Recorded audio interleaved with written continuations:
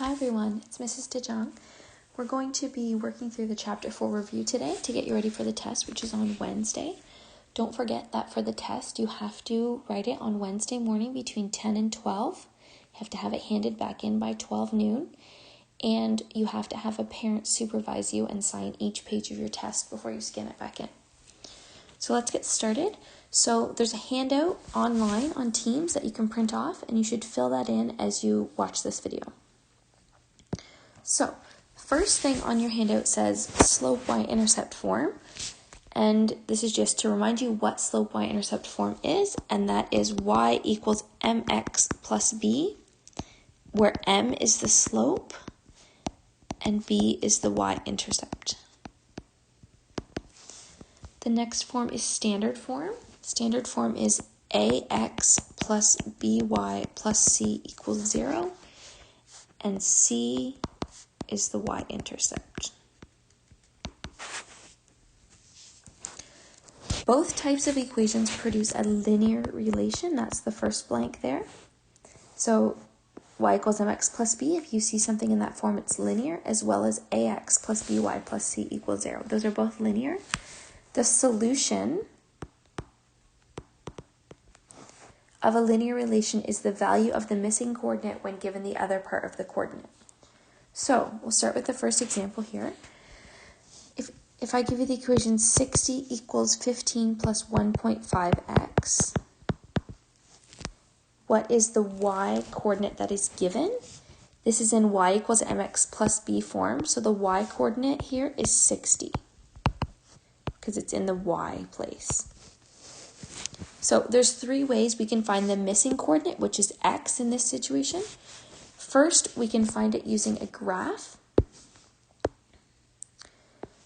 So you need to do a little bit of work, or you can do this in your head, but I'm just going to write it down for your sake. So 60 equals 15 plus 1.5x. Like I said, this is in slope y-intercept form.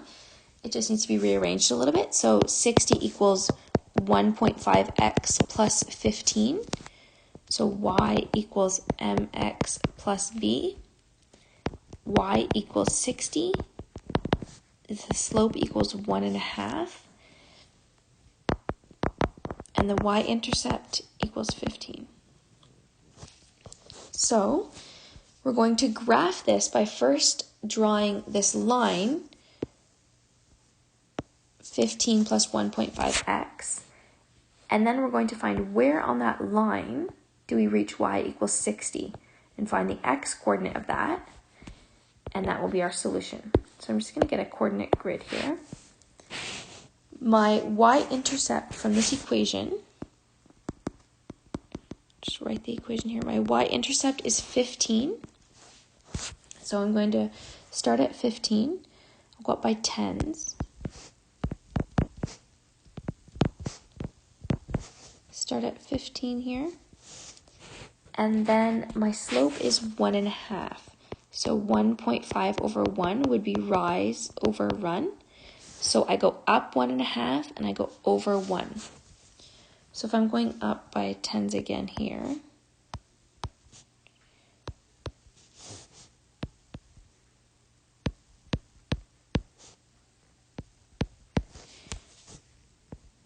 then if my slope is 1.5 over 1, that means for every 15, I would go over 10. So if I start at 15 and I go up another 15, that would put me at 30. Then I would go over 10. Go up another 15 to 45. And then go over 10, that would put me at 20. Up another 15 to 60 would put me at 30. Okay, now I'm just going to connect those dots with a line.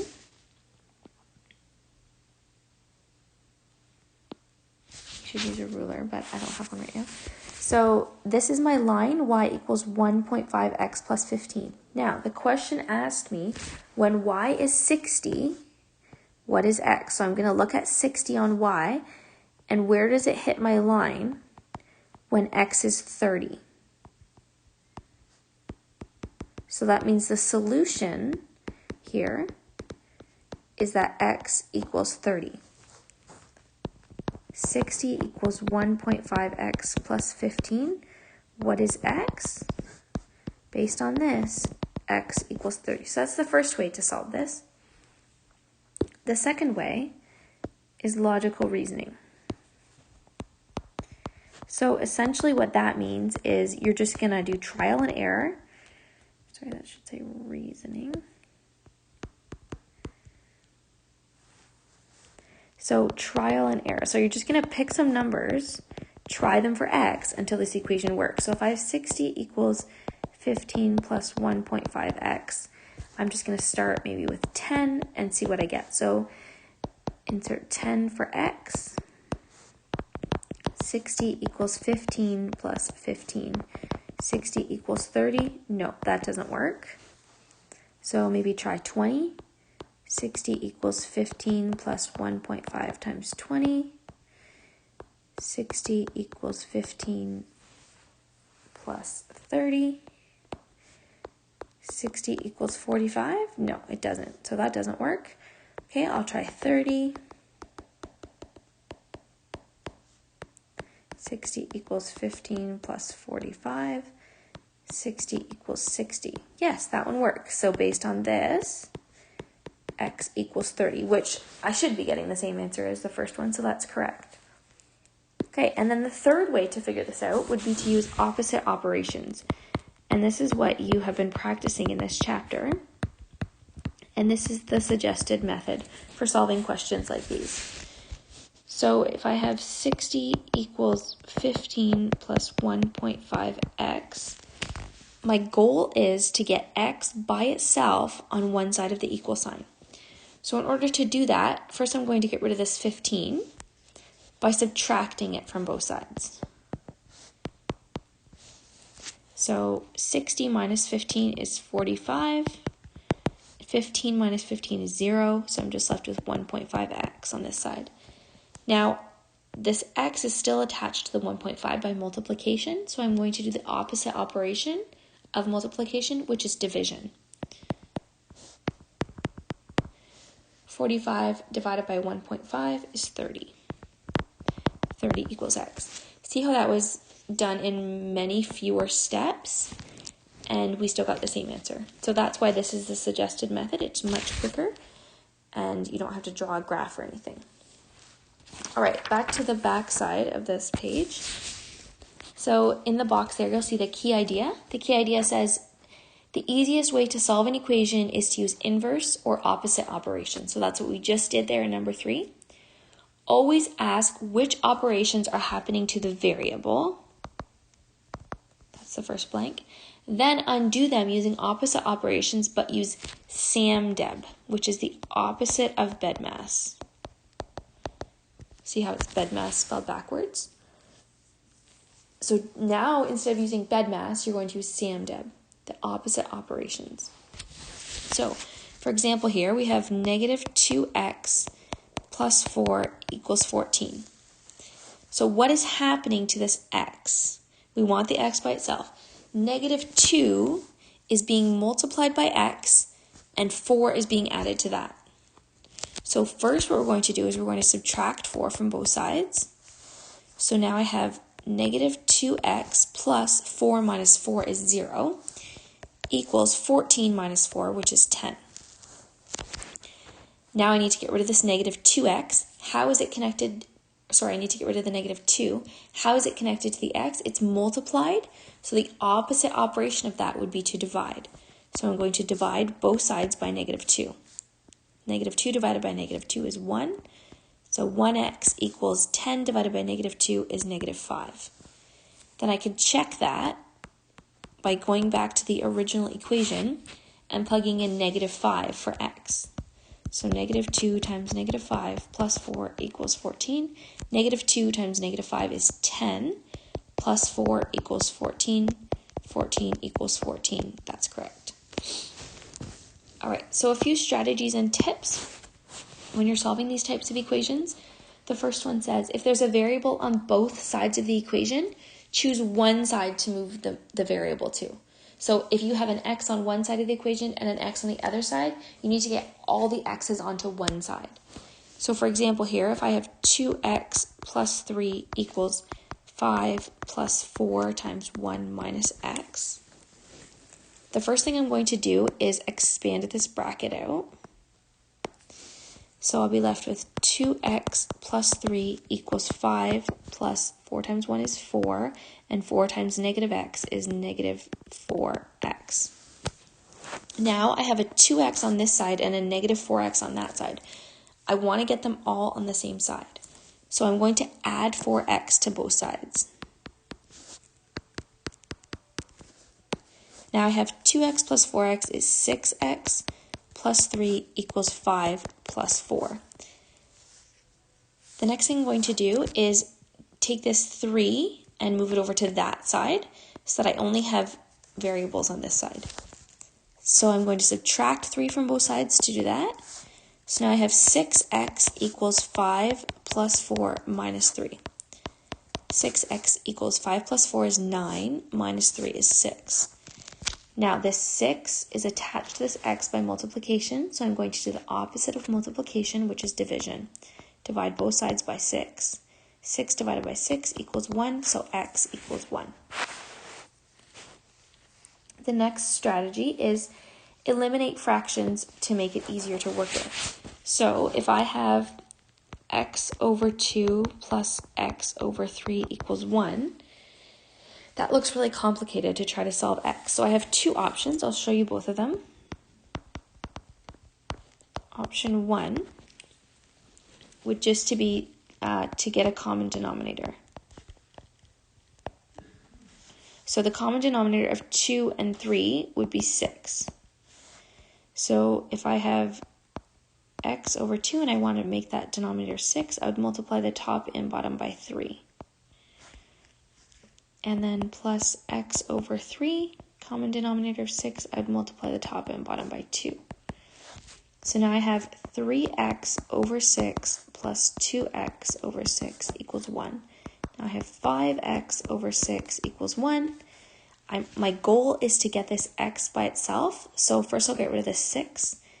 It's being divided, so I'm going to do the opposite, which is multiply. Now I have 5x equals 6. Divide both sides by 5. X equals 6 over 5. Option 2 would be just to get rid of those fractions completely. So I'm going to use the same common denominator.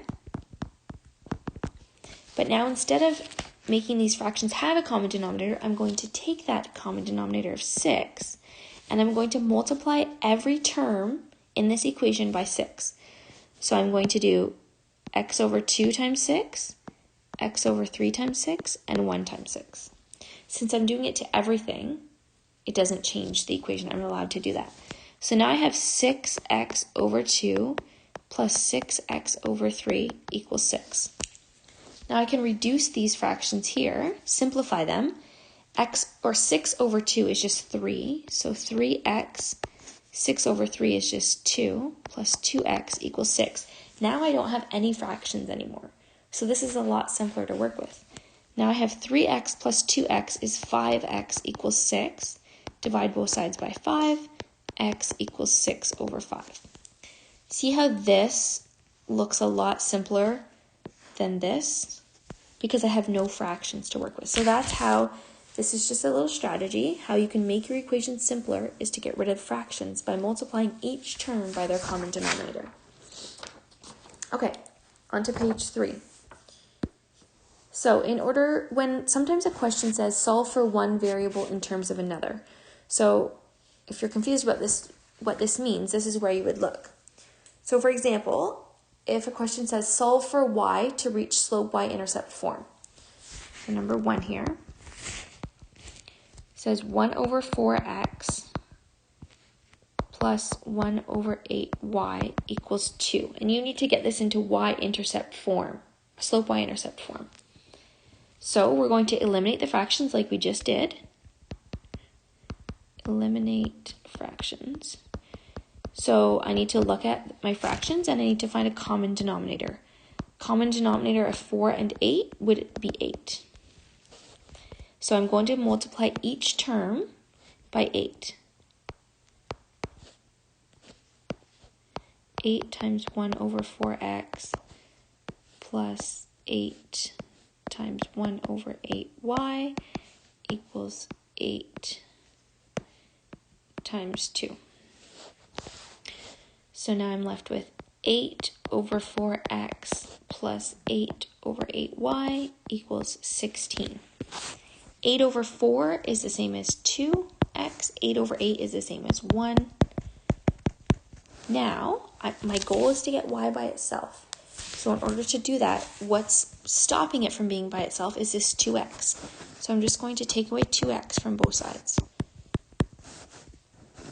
Now I'm left with 1y, or just y, equals 16 minus 2x. Now in order to get this into slope y-intercept form, remember that's y equals mx plus b. I just need to switch these two terms around, which I can do. I just need to make sure I keep their signs with them. So that would be negative 2x plus 16. And now this is in slope y-intercept form, where the slope is negative 2 and the y-intercept is 16. Okay, let's do another example of that. So number 2 here says negative 3x plus 5y equals 30. And the goal is to get this into slope y-intercept form, which is y equals mx plus b. So I want to work with that term to get it by itself. So what's blocking me is this negative 3x and that 5. So first I'm going to add 3x to both sides. Now I have 5y equals 30 plus 3x. Now I just need to get rid of the 5. The opposite of multiplication is division, so divide both sides by 5. Now I have y equals 30 divided by 5 plus 3 over 5x. 30 divided by 5 is 6 plus 3 over 5x. Okay, I'm almost there. I just need to switch the two terms around so that it looks like this over here, where the mx comes first. So y equals 3 over 5x plus 6. The slope is 3 over 5, and the y-intercept is 6. Okay, how do you solve a linear system graphically? So on your handout here, you'll notice some blanks. We'll just work through those for a minute. So a linear system, which is made up of two linear equations, can have, first, it can have one solution. So a solution is where the lines intersect. So there's one solution if your lines have different slopes. So if my one has a slope that makes it look like that, and it has a different slope that looks like that, it will have one solution or one point of intersection. The second option is that it will have zero solutions.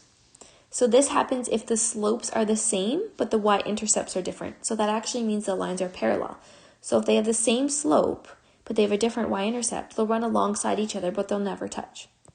So they will have 0 points of intersection or 0 solutions. The third option is that they could have infinite solutions. And this happens if the slopes and y-intercepts are the same. So if I have this line with this slope and this y-intercept, and then I have another line with this slope and this y-intercept, it's going to overlap, and it'll be actually the same line. So it'll have an infinite number of solutions. It's intersecting the whole time. You can find the solution of a linear system by graphing the lines using one of these methods. So you could use a table of values to graph, or you could use the x and y intercepts,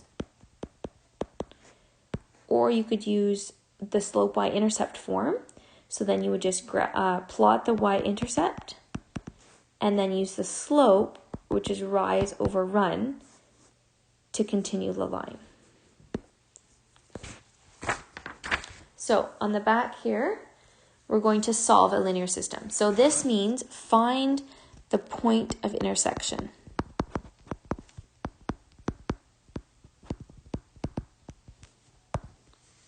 So the first equation that I have here, I'm just going to label it as number 1, is negative x over 2 minus 100 equals negative y over 2.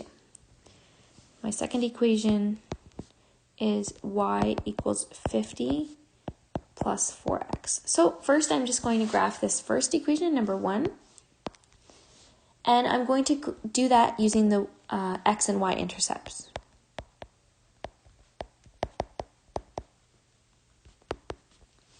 So first I'm going to find the x-intercept. And the x-intercept happens when y equals 0.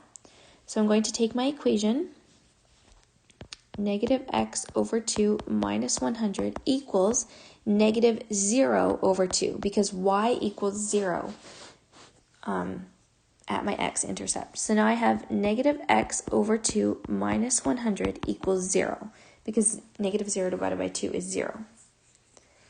My goal is to get x by itself, so in order to do that, I'm going to get rid of this negative 100 by adding 100 to both sides. Now I have negative x over 2 equals 100. Now in order to get rid of this 2, I'm going to multiply both sides by 2. Just going to continue up here. So now I have negative x equals 200. Since that x is negative, I need to divide both sides by negative 1. And I have x equals negative 200. So my x-intercept is negative 200, 0. Now I need to find the y-intercept. And that happens when x equals 0. So same equation, but this time I'm going to make x equal 0. So negative 0 over 2 minus 100 equals negative y over 2. So that leaves me with 0 minus 100 equals negative y over 2. I can get rid of the 0. Negative 100 equals negative y over 2. I'm going to multiply both sides by 2 to get rid of that 2 on the bottom there. Then I have negative 200 equals negative y. Divide both sides by negative 1.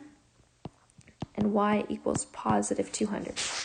So my y-intercept is 0, 200. For my second equation, I have y equals 50 plus 4x. This equation looks relatively simple, and it should be clear to you that it's almost in slope y-intercept form. It just needs to be switched around. So in order to do that, I would switch the two terms, and it would be y equals 4x plus 50. Now it's in slope y-intercept form. My slope is 4, and my y-intercept is 50. Okay, so now I'm going to go to my graph. And I'm going to go up by 50. So this would be 100, 200, 300, 400.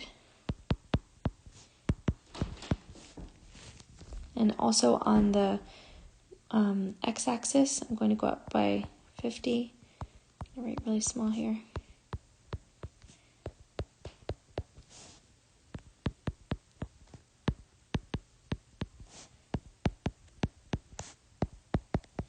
Okay, now if I look at the points that I just discovered, so from equation number 1, I found the x and y intercepts.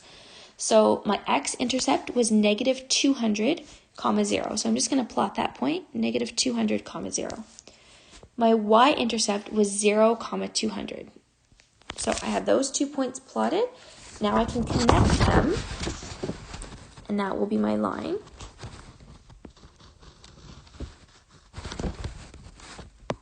I'm sure it's going to let me do this.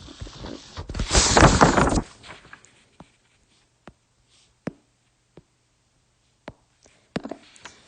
So that's the first equation. The second equation, I'm going to plot the y-intercept, which was 50. And then my slope was 4. So rise over run, I'm going to go up 4 and over 1. Just write that there. So because my scale is so big, I can tell that I can go, if I go up, instead of 4, go up 100, then I would go over 25. So if I go from 50 to 150, then I would be at 25 there. And then if I go up another 100 to 250, then I would be at 50 there. Okay, so I'm just going to connect that. and that's my second one. I'm just going to label these as 1 and 2 for now. Okay, now my point of intersection is right there, and that point is 50, 250. So the solution to this system of equations is 50, 250, because that's the point of intersection. So that concludes the review lesson. Let me know if you have any questions. There are some review questions that you can start to work on. They're technically tomorrow's work, but if you want to do it while this is fresh in your mind, that's also fine. And make sure you let me know if you have any questions, because the test is Wednesday. Have a good day.